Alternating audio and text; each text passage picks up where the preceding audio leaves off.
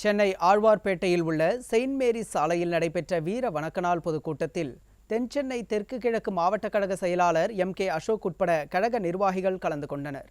முன்னதாக மொழிப்போர் தியாகிகளின் திருவுருவ படத்திற்கு மலர் தூவி மரியாதை செலுத்தப்பட்டது.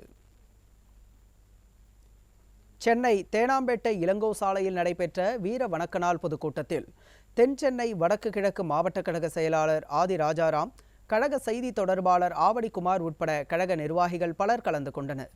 முன்னதாக மொழிப்போர் தியாகிகளின் திருவுருவ படத்திற்கு கழக நிர்வாகிகள் மலர் தூவி மரியாதை செலுத்தினர். செங்கல்பட்டு மேற்கு மாவட்ட மாணவர் அணி சார்பில் நகர கழக செயலாளர் VR செந்தில்குமார் ஏற்பாட்டில் நடைபெற்ற வீர வணக்கநாள் பொதுக்கூட்டத்தில் கழக மகளிர் அணி செயலாளரும் முன்னாள் அமைச்சருமான ப. வளர்மதி, மேற்கு மாவட்ட கழக செயலாளர் சிட்லப்பாக்கம் ராஜேந்திரன் உட்பட கழக நிர்வாகிகள் பலர் பங்கேற்றனர். இதில் பேசிய முன்னாள் அமைச்சர் ப. வளர்மதி, பாஜகவை விமர்சிக்கும் நிலையில் பிரதமர் வீட்டு வாசலில் ஏன் ஸ்டாலினும் உதயநிதியும் காத்து கிடக்க வேண்டும் என கேள்வி எழுப்பினார்.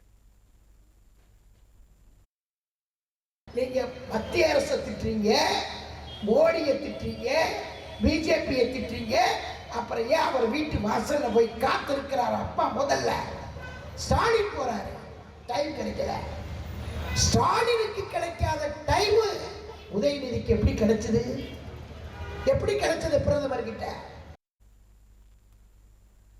திருச்சி பொன்மலை மேலக்கல்கண்டார் கோட்டையில் புறநகர் தெற்கு மாவட்ட மாணவரணி சார்பில் நடைபெற்ற வீர வணக்கநாள் பொதுக்கூட்டத்தில் சிறப்பு அழைப்பாளராக கழக அமைப்பு செயலாளரும் முன்னாள் அமைச்சருமான சின்னசாமி கலந்து கொண்டார்.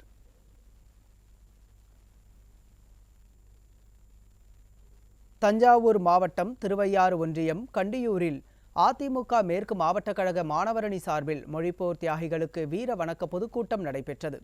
சிறப்பு அழைப்பாளராக கலந்து கொண்ட கழக அமைப்பு செயலாளர் துரை செந்தில், தலைமை கழக பேச்சாளர் கரூர் சுந்தரம், தஞ்சை மேற்கு மாவட்ட கழக செயலாளர் ரத்தினசாமி ஆகியோர் சிறப்புரையாற்றினர். இதில் கழகத்தின் முக்கிய நிர்வாகிகள் பலர் கலந்து கொண்டனர். பெரம்பலூர் மேற்கு வானொலி திடலில் நடைபெற்ற வீர வணக்கநாள் பொதுக்கூட்டத்தில் கழக அமைப்பு செயலாளரும் முன்னாள் அமைச்சருமான S. வளர்மதி கலந்து கொண்டார். இதில் பேசிய அவர், பொய்யான வாக்குறுதிகளை அளித்து விடியா திமுக அரசு ஆட்சிக்கு வந்ததாக விமர்சித்தார். பொதுக்கூட்டத்தில் மாவட்ட கழக செயலாளரும் முன்னாள் MLA-வுமான இளம்பை ரா. தமிழ்ச்செல்வன் உட்பட ஏராளமான கழக நிர்வாகிகள் பங்கேற்றனர். அனைத்து பெண்களுக்கும் இல்லத்தரசிகளுக்கும் 1000 ரூபாய் தருகிறேன் என்று சொன்னதின் விளைவாக நாமெல்லாம் ஏமாந்து போயிட்டோம்.